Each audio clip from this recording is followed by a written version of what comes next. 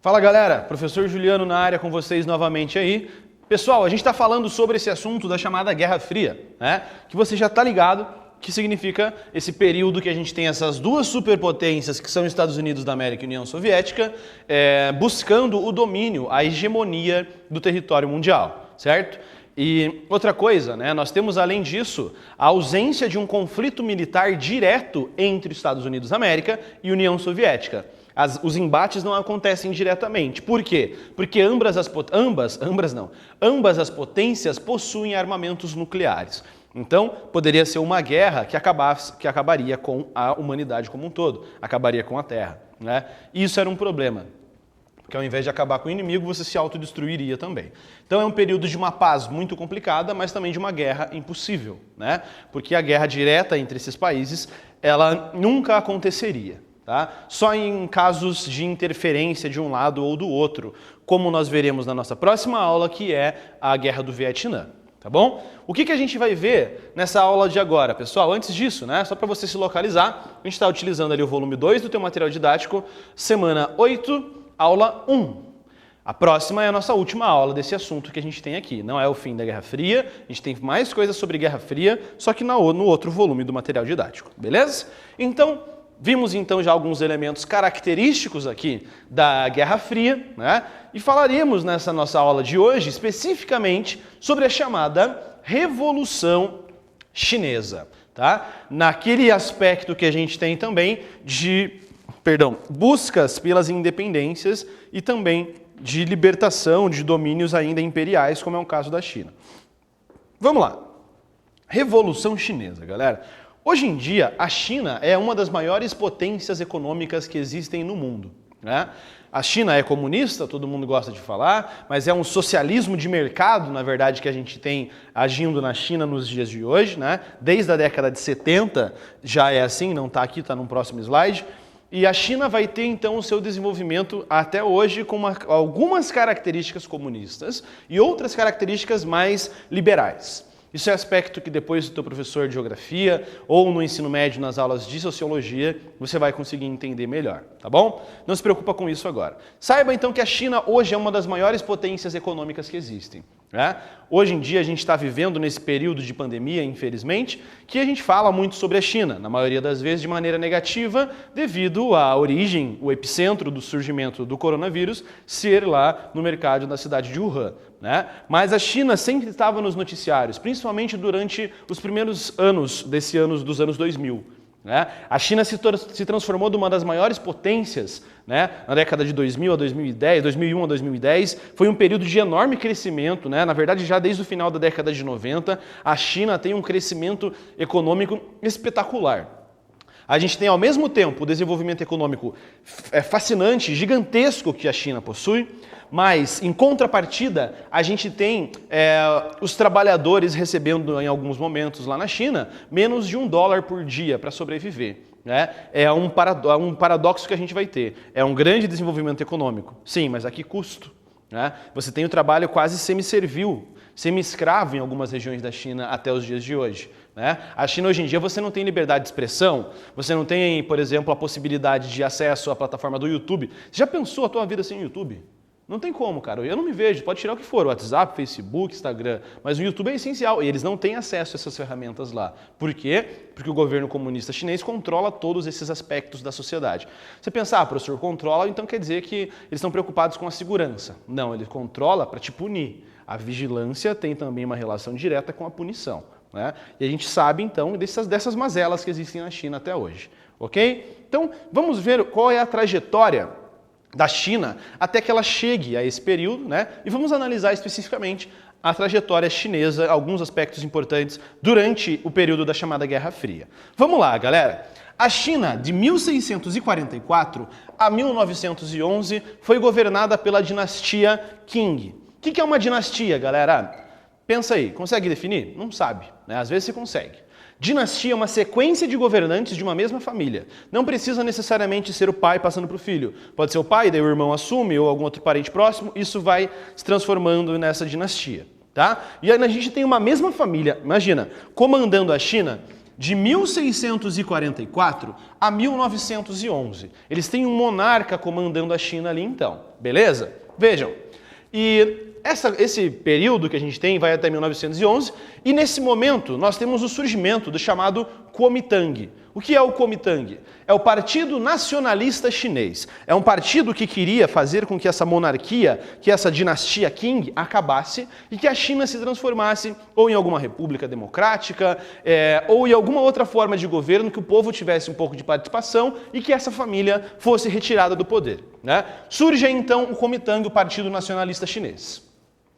Em 1911, o Partido Nacional do Povo, que é o nome dado para o Kuomintang, tá? Kuomintang significa Partido Nacional do Povo em chinês, ali, em mandarim, assumiu o poder na China. O Partido Nacional, liderado pelo Kuomintang, assume o poder na China. O partido era liderado por Sun Yat-sen.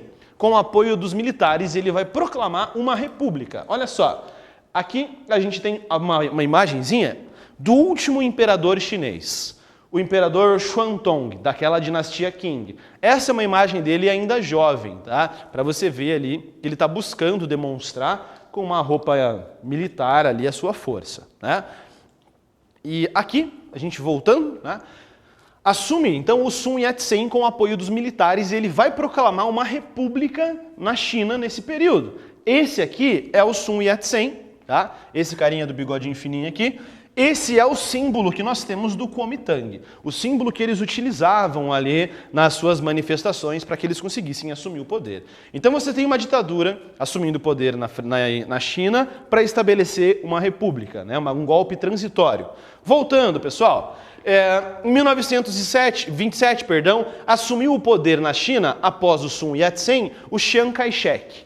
Por que o Chiang Kai-shek assume? Porque o Sun Yat-sen morreu, simples. Então foi só uma transição de poder. Vejam que a gente não tem uma república democrática porque você não tem voto, tá? Então o Chiang Kai-shek assume e nesse período de 1927 que a gente está tendo, nós estamos falando daquele período da chamada entreguerras, né? Que você tem a ascensão do fascismo, você tem a disseminação das ideias totalitárias e também a União Soviética no período entre guerras, galera, vai se fortalecendo muito. Os ideais comunistas e leninistas, né, do Vladimir Ulyanov Lenin, vão se espalhando pelo mundo. E esses ideais leninistas chegam até a China, e marxistas também, de uma maneira geral, e nós temos o surgimento na China de um partido comunista, né, o PCC, o Partido Comunista Chinês, ok? E esse Partido Comunista Chinês busca, seguindo essas doutrinas, estabelecer uma ditadura comunista na China, que é o que existe lá até os dias de hoje, né? Quem fazia parte, quem era o principal líder desse movimento do Partido Comunista Chinês? Era o Mao Tse-tung, que daqui a pouco a gente vai ver uma fotinha dele, tá bom? E o Partido Comunista Chinês cria as chamadas bases vermelhas, que é quando os comunistas vão começar um movimento de guerrilha, tá? Para tentar tomar conta do poder. Essas bases vermelhas eram lugares, como se fossem os QGs, né, os quartéis generais do Partido Comunista, espalhados no meio das matas que a gente vai encontrar na China. Eles estão se fortalecendo, o Mao Tse-tung e outros líderes estão fornecendo um treinamento militar para os camponeses, buscando, num futuro, os camponeses assumirem o poder, né? Acabar com essa república comandada ali pelo Chiang Kai-shek. E em 1933, o Kuomintang, que é o Partido Nacionalista Chinês, vai iniciar perseguições às bases vermelhas. Ele quer acabar com os focos de possíveis revoltas comunistas que poderiam vir a existir no território chinês, tá bom? E no meio disso tudo, no meio dessas perseguições que acontecem aqui, você tem então, de um lado, o Partido Comunista Chinês e do outro o Kuomintang. Esses partidos, eles eram rivais, tá? Você tem o Chiang Kai-shek e o Mao Tse-tung liderando atritos entre si. Só que aqui acontece um problema. Qual é? No pré-Segunda Guerra Mundial, o Japão invade a China. E nesse processo de invasão da China, o Mao Tse-tung e o Chiang Kai-shek, eles percebem, cara, se a gente ficar brigando entre si, o Japão vai tomar conta de uma boa parte do território chinês. Então vamos deixar nossa treta que a gente tem de lado e vamos unir esforços para lutar contra o Japão. Beleza? Beleza. É isso que eles fazem. Você tem uma certa união entre o Partido Nacionalista Chinês, que é o Kuomintang, e o Partido Comunista Chinês. Esses dois partidos se unem para combater o Japão. Vencem algumas batalhas, perdem uma parte de territórios, né? e em 37 o Japão invade a China, fazendo surgir essa união entre o Partido Comunista Chinês e o Kuomintang. Após isso, nós temos ali a chamada Longa Marcha de Mao. O que foi isso, pessoal? O Mao Tse-tung, graças, claro, depois que eles lutaram contra o Japão, as tretas entre o Kuomintang e o Partido Chinês continuaram existindo. Então o Kuomintang continuou perseguindo fervorosamente as guerrilhas comunistas que existiam. E o Mao Tse-tung começou a sua grande marcha. O que é isso? Ele foi caminhando com os comunistas pelo território do interior chinês, né, e buscando agregar cada vez mais camponeses para lutar do seu lado. Porque ele precisava de gente para uma possível guerra civil para combater contra o Kuomintang, né? Em 1949, o Mao Tse-tung, líder do Partido Comunista Chinês, instaurou a República Popular da China, né? Após esse processo que a gente tem, esse aqui é o Xuantong, que a gente viu, símbolo do Kuomintang, o Sun Yat-sen, que foi o primeiro líder do Partido Nacionalista Chinês. Aqui, uma foto muito bem feita, muito bonita, né? O Chiang Kai-shek, que é o líder do Kuomintang aqui até o período do Mao Tse-tung, né? E aqui, uma imagem de um mapa da Longa Marcha de Mao, né, que vai de 34 ali a 35. O Mao vai então passando por todas essas regiões e por onde ele vai passando no interior chinês, ele vai agregando cada vez mais pessoas para o seu Partido Comunista. Vai aumentando o número de seguidores do seu grupo, até que chega num nível que ele estava com tantos seguidores que ele consegue assumir o poder e proclamar a República Popular da China, né? E assume o poder ali então o Mao Tse-tung, né? Então, esse tiozinho aqui é o Mao Tse-tung, uma fotinha bonita aí também. Outra imagem dele. Parece o Beisola da Grande Família, né? O governo do Mao Tse-tung, galera, como é que a gente tem as principais características? No começo, as primeiras medidas do Mao Tse-tung não são muito assertivas, tá? Por quê? As primeiras medidas tomadas por Mao Tse-tung em seu governo foram a estatização das grandes empresas e da atividade industrial. Todas as empresas que existiam na China vão se transformar em empresas estatais. Isso é uma característica do comunismo. É você se apropriar dos modos de produção privados, se transformar tudo em modo de produção estatal. Tudo pertence ao Estado. Até hoje é assim, né? Foram a estatização das grandes empresas e da atividade industrial, a expropriação de grandes propriedades agrícolas e a distribuição de terras aos camponeses. Claro, os camponeses ajudam ele nesse processo de revolução, nada mais justo do que distribuir partes de terras para os camponeses comunistas, retiradas essas terras dos grandes proprietários. Ou seja, o que ele fez aqui? Reforma agrária, distribuiu terra para o povo. Com essas medidas, a economia cresceu. Opa, nesse período aqui tá show. Qual o problema? 58. Chamado Grande Salto para Frente. Aqui, galera, o Mao vai conseguir um fracasso gigantesco, tá? É um plano desastroso que acabou com a morte de milhões de camponeses.